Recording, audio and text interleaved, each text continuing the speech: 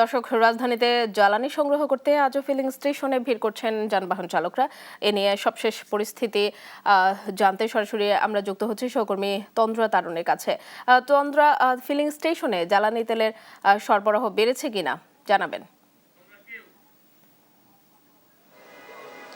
শেফালি, ধন্যবাদ আপনাকে। আমি এই মুহূর্তে আছি রাজারবাগ সার্ভিস স্টেশনে এবং এইখানে কিন্তু সকাল থেকে আমরা দেখেছি যে তারা এখানে দীর্ঘ লাইন ধরে আসলে বাইক যারা যারা বাইক আরোহী রয়েছেন তারা কিন্তু বাইকার যারা রয়েছেন তারা কিন্তু এখানে আসছেন এবং তারা তেলের খোঁজে আসলেও জ্বালানি তেল কিন্তু তারা পাচ্ছেন না, অর্থাৎ পাচ্ছেন তবে তারা এসেছেন অকটেন নিতে।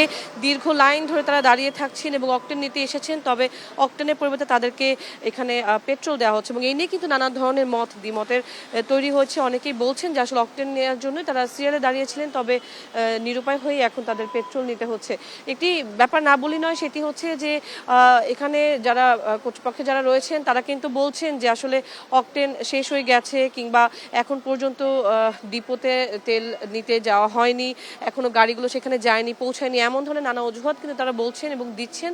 তবে আমরা কিছুক্ষণ আগেই দেখেছি যে আসলে এখানে কিছুক্ষণ আমরা দেখেছি যে কিছু গাড়িতে তারা কিন্তু অকটেন ঠিকই দিয়েছেন এবং এই নিয়ে কিন্তু একটা দ্বিমতের সৃষ্টি হয়েছে এবং অনেক যারা এখানে রয়েছেন, যারা তেল নিতে এসেছেন, অকটেন নিতে এসেছেন, তারা কিন্তু বলছেন যে জ্বালানি তেল যারা নিতে এসেছেন তারা বলছেন যে আসলে যদি সরকারি গাড়িগুলোতে যদি অকটেন দেওয়া হয় কিংবা অন্যান্য যে গাড়িগুলো আছে সেগুলোতে যদি দেওয়া হয় তাহলে বাইকে কেন দেওয়া হচ্ছে না। এই নিয়ে একটি যদি বলি যে বিশৃঙ্খলার সৃষ্টি হচ্ছে, সেটিও ভুল হবে না।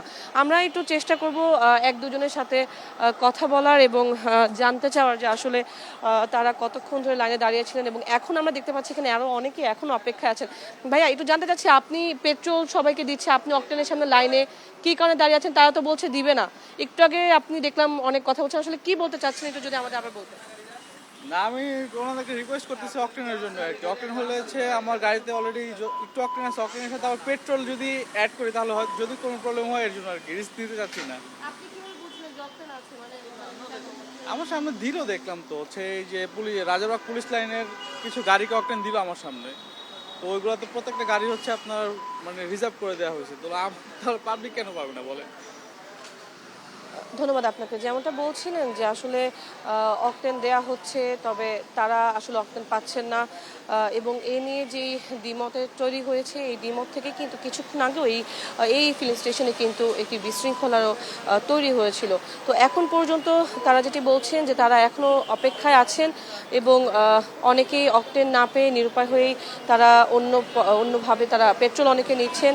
তো এই ধরনের পরিস্থিতি কিন্তু এখন পর্যন্ত শুধু এই ফিলিং স্টেশনে নয়, অন্যান্য ফিলিং স্টেশনেও বিরাজ করছে। সেফলে এই ছিল আমার কাছে রাজারবাগ ফিলিং স্টেশন থেকে সর্বশেষ। ধন্যবাদ তন্দ্রা।